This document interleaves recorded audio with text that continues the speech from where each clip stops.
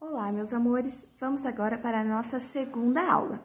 Quero que vocês peguem o caderno de atividades de Ciências na página 56. Nós vamos relembrar um pouquinho sobre os bons e os maus condutores de calor. Vocês lembram que nós vimos que alguns materiais, eles são bons condutores e outros são maus condutores de calor? Lembram dessa aula? Lembram que o metal, ele é um bom condutor de calor, por isso é um material utilizado na fabricação de panelas, de chapas de fogões, para várias outras coisas. Por ele ser um bom condutor de calor, ele consegue aquecer os alimentos ou manter alimentos com mais facilidades. E, como por exemplo, a base do ferro de passar roupa, ela é de metal, porque ela é o metal, por ser um bom condutor de calor, faz com que a roupa, ao entrar em contato ali com aquela base, fique lisinha. O abraço, o corpo humano, ele é um bom ou ele é um mau condutor de calor? Ele também é um bom condutor de calor, porque ao abraçar uma pessoa que está com frio, e você está com uma temperatura um pouquinho mais elevada, você consegue transferir o seu calor para outra pessoa, por essa função do corpo humano ser um bom condutor de calor. Já materiais como a madeira, o isopor, a cerâmica, o próprio casaco de lã, eles são maus condutores de calor. Por que maus condutores? Porque eles são usados para evitar a passagem de calor. Quando nós usamos um casaco, não é para nos aquecermos, é para evitar que o nosso corpo perca a temperatura para o ambiente. Lembram qual é a definição de calor? É uma energia em trânsito, que está sempre em movimento, e é sempre da maior para a menor temperatura. E aqui no exercício 8, diz o seguinte, que a Luciana ela esqueceu uma garrafa de vidro com água no congelador. Sabendo que a água pode ser encontrada na natureza nos estados sólido, líquido e gasoso, observe a imagem e assinale a alternativa que explica por que a garrafa quebrou. Então, o material era um vidro, a água foi colocada dentro do vidro e colocada no congelador. Essa água congelou, fazendo com que se expandisse e a garrafa, consequentemente, veio a estourar, porque a água congelada, ela ocupa mais espaço do que a água no estado líquido e no estado gasoso. Então, foi isso que aconteceu e por isso que a garrafa quebrou. Então, é essa alternativa aqui. Ao congelar, a água ocupa mais espaço. Número 9. Nós vamos relacionar esses materiais aqui, essas imagens, aos respectivos objetos do que eles são feitos, escrevendo as letras correspondentes nos espaços adequados.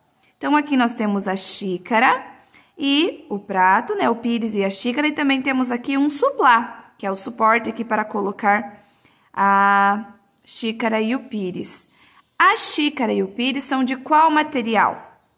São de cerâmica. Então, nós vamos colocar a letra C.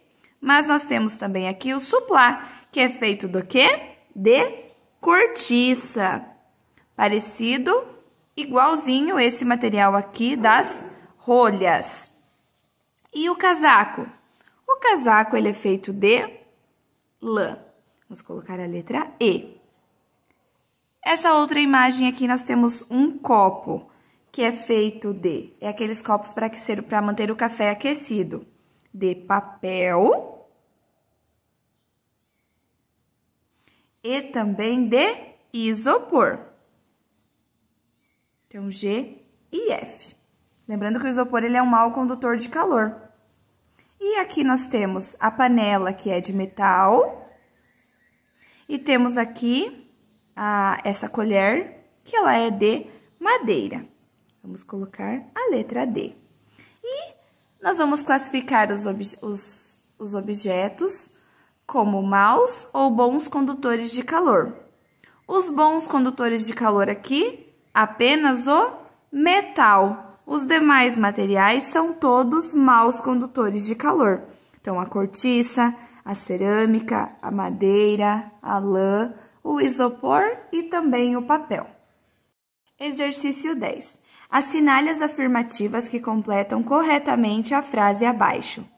Blocos de neve compactados são usados para construir iglus porque eles funcionam como? Lembra que eu tinha mandado um videozinho para vocês explicando como que funciona um iglu?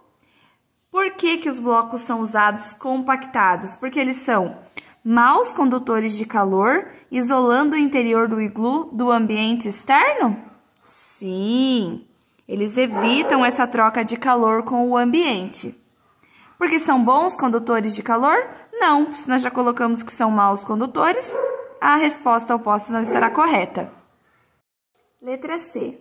Maus condutores de calor, mantendo o ambiente interno mais quente que o externo. Exatamente isso, eles mantêm a temperatura, por eles serem maus condutores de calor, eles não permitem que o calor passe.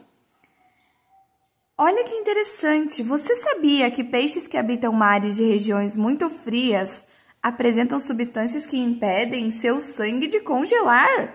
Que legal! Isso permite com que eles vivam em mares congelados, em lugares congelados, sem que o sangue deles congele. Muito legal! Número 11.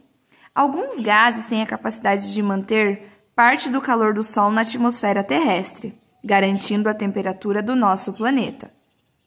No entanto, o aumento desses gases e de outros gases poluentes tem elevado a temperatura da Terra, ocasionando o que a tia falou para vocês, o efeito estufa. Então, com base nessas informações, vocês irão encontrar no caça-palavras os seguintes nomes. Como é chamado o fenômeno que ajuda a manter a temperatura da Terra? É o efeito estufa. Muito bem. Lembre-se que o efeito estufa, ele é um fenômeno natural muito importante. Claro que ele vem se tornando um problema porque com o aumento das temperaturas, vem aumentando os gases do efeito estufa, fazendo com que ocorram mais. Nome de um dos gases que ajudam a manter o calor do Sol na atmosfera terrestre. Irão encontrar o gás carbônico. E, por último, de um meio de transporte que evita o aumento de gases poluentes no ar, a bicicleta. Então, vão encontrar esses 3 nomes ali no caça-palavras. Vamos agora para a página 58 e vamos falar mais um pouquinho sobre misturas e transformações. O que é mesmo uma mistura? Pode ser classificada como a união de um ou mais componentes, conhecido como substâncias. Por exemplo, uma sopa, um bolo, é uma mistura de substâncias. E vocês sabem que as substâncias elas podem ser encontradas na natureza em 3 estados: no estado sólido, no estado líquido ou no estado gasoso. E que essas misturas, elas podem passar por transformações, dependendo do fenômeno a que elas tenham sido expostas. Vamos agora resolver o exercício 1. Pinte os quadrinhos referente a cada mistura com a cor correta, de acordo com o estado das substâncias que a compõem. Então, vamos ver. Sólido, sólido. Nós vamos pintar de azul. Substâncias sólidas sendo separadas de substâncias sólidas ou misturas, nós vamos pintar de azul. Sólido, que está se separando do gasoso, nós vamos pintar de amarelo.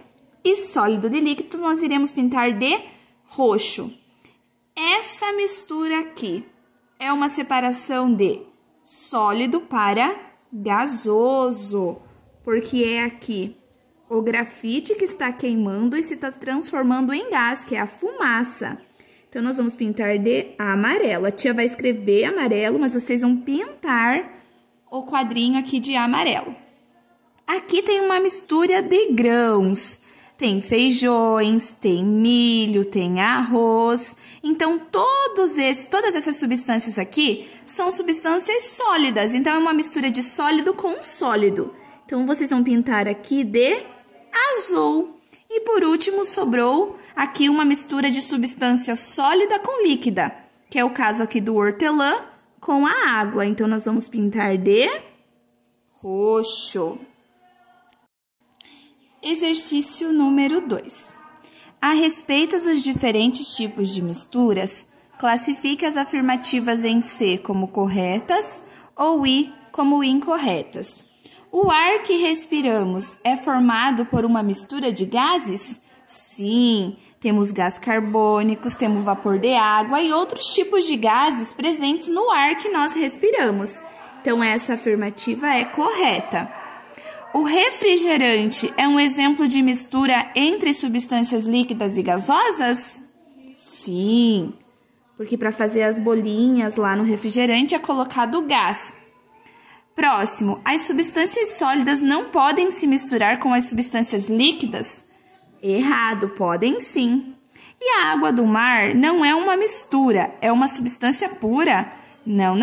A água do mar é uma mistura de substâncias, então essa afirmativa está incorreta. Exercício número 3. Assinale a opção que contém exemplos de substâncias que poderiam formar uma mistura de metais, chamada de liga. Como aquele exemplo que a gente viu de diversos metais misturados, que para fazer, por exemplo, um anel, é sempre uma mistura, até mesmo as joias que são apenas banhadas a ouro, elas são resultado de uma mistura de outros metais, elas não são ouro puro. Então, vamos ver. O vinagre e a água é um exemplo que pode virar uma liga? Não, vai virar apenas um líquido. A água e o sal também não pode virar uma liga. E o ouro e a prata, sim, a mistura deles pode ser chamada de liga. No exercício número 4, as misturas podem ser entre substâncias sólidas, líquidas ou gasosas. Lembrando que sólido, como esse lápis da tia, é um exemplo de substância sólida, é uma madeira. Pode ser líquida, como por exemplo a água, ou pode ser o gás, que nós não vemos, mas nós sabemos que ele existe. Um exemplo disso é a gente poder respirar. Considerando o estado das substâncias que compõem cada mistura, ligue as misturas à forma de separação correspondente. Então, vamos ligar aqui as separações das misturas. As misturas e a forma de separação. Como que podemos separar sólido e líquido? Através da evaporação. E sólido de sólido? Por exemplo, o feijão estragado dos feijões bons. Podemos separá-los através da catação manual. E o sólido e o gasoso? Por um filtro de ar, como por exemplo o ar-condicionado ou até mesmo os pelinhos que nós temos no nariz. Lembra que a tia falou que a gente respira uma mistura de gases. E essa mistura de gases, ela está cheia de poluentes. E o filtro do nosso nariz, ele separa essas sujeirinhas que param aqui no nosso nariz. Elas ficam no estado sólido, porque se fossem em um outro estado, elas passariam com o ar, no caso que é o gás.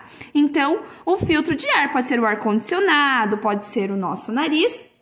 E assim por diante, alguns exemplos de separação de sólido e gasoso.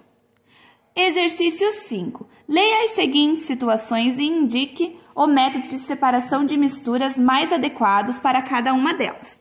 Tia vai fazer a letra A e vocês irão responder a letra B e a letra C. É bem simples e bem tranquilo. Brincando com seus amigos, vocês decidiram separar as peças de um brinquedo de acordo com a cor. Para isso, como que nós vamos separar essas pecinhas aqui? Nós vamos catar cada peça manualmente. Como elas são de plástico, não adiantariam nada a gente usar um ímã. Então, nós vamos catar cada peça manualmente. Aí vocês vão ler a letra B e C e responder. Vamos para o exercício número 6. A respeito das transformações das substâncias, assinale a alternativa que completa corretamente cada frase. Ao cortarmos um bolo, realizamos uma transformação, certo? O bolo estava redondo, nós tiramos aqui um pedaço e nós mudamos a forma do bolo. E essa transformação, ela é física, pois a composição do bolo permanece a mesma após o corte? Ao cortarmos um pedaço do bolo, ele deixa de ser um bolo? Não, ele apenas teve uma transformação física, ele mudou de aparência e não uma transformação química. Não vai mudar a composição inicial do bolo. Próximo, uma árvore que se quebra e cai é um exemplo de transformação. Observe que essa árvore, ela quebrou e caiu. Ela deixou de ser uma árvore? Não, então ela apenas sofreu uma transformação física, não houve uma mudança de substância. Exercício número 7. Vejam o exercício 7. Ao ser assada, a carne de frango sofre uma transformação. Observe a imagem ao lado e faça o que se pede. Olhem que aqui a carne está crua e aqui ela está assada. Assinale o tipo de transformação sofrida pela carne de frango. Depois, justifique sua resposta. Houve uma transformação química ou uma transformação física? No caso do frango, houve uma transformação química. É o que acontece com a maioria dos alimentos, porque com o cozimento ocorre a modificação das substâncias que formam o frango, alterando assim as suas características originais. E escreva outro exemplo de transformação química. Por exemplo, o cozimento de qualquer outro alimento, como a tia falou, a ferrugem, lembra que se deixarmos um metal exposto, como os portões, pregos, a umidade, ao gás do ar, ao gás oxigênio, ele acaba enferrujando, mudando assim mudando assim de substância. Inicialmente era metal, após exposto a esses fatores, passa a ser ferrugem. A queima e também a digestão. Lembra da digestão lá do passarinho, do papagaio, que ao comer a semente, as fezes dele é uma outra substância? Então, vocês podem colocar esses exemplos. Sobre as transformações reversíveis e irreversíveis, marque X nas alternativas corretas. Lembram que as transformações reversíveis são aquelas que podem voltar ao seu estado original. Um exemplo, um sorvete derretido, ele pode voltar à forma original de sorvete congelado, por meio de congelamento. Irreversível, por exemplo, um bolo ou até mesmo um ovo cozido. Ele não volta à sua forma original de ovo cru. Então, sementes digeridas por aves passam por uma transformação irreversível, pois não podem retornar à sua aparência inicial. Verdadeiro, não podem mesmo. Em uma transformação reversível, o material não retorna à sua aparência inicial? Errado! Se é reversível, ele pode sim voltar à sua aparência inicial. Próximo, ao ser apontado, um lápis sofre uma transformação irreversível. Sim! Ao apontarmos um lápis, não tem como nós colocarmos tudo de volta aqui, as casquinhas que saem do lápis. Número 9. A estátua Vênus de Milo, criada pelo artista Alexandre Antioquia, foi esculpida na Grécia Antiga e representa a Afrodite, deusa do amor e da beleza na mitologia grega. Feita em mármore branco, um tipo de rocha, a estátua tem cerca de 2 metros de altura. Então, vocês vão grifar no texto o nome do material utilizado para fazer a estátua de Vênus, que é o mármore branco. Ao esculpir a estátua, ocorreu alguma alteração das substâncias que compõem a rocha? Não. Ao esculpir a estátua, somente o formato da rocha que foi alterado. E letra B. Que tipo de transformações a rocha sofreu ao ser esculpida? Física ou química e reversível ou irreversível? uma transformação física de aparência, como nós já vimos aqui que não mudou a substância, ela foi feita de mármore branco, então foi uma transformação física e irreversível, porque não dá para voltar ao estado original. E na última página, vocês irão fazer as atividades sozinhos. Vocês devem destacar essas figuras aqui de baixo e escrever se elas podem ser ações reversíveis ou irreversíveis. Vão colá-las ali nos espaços. Por exemplo, aqui, já sabemos que o ovo cozido é uma ação irreversível. Impossível fazer com que esse ovo cozido volte ao seu estado original. E já o derretimento do gelo é uma ação reversível. Pois sim, ao derreter aqui o gelo, nós podemos congelá-lo novamente. É bem simples essas 4 aqui, basta vocês colarem. Então, um grande beijo e até a próxima aula. Finalizamos assim o caderno de atividades de ciências também.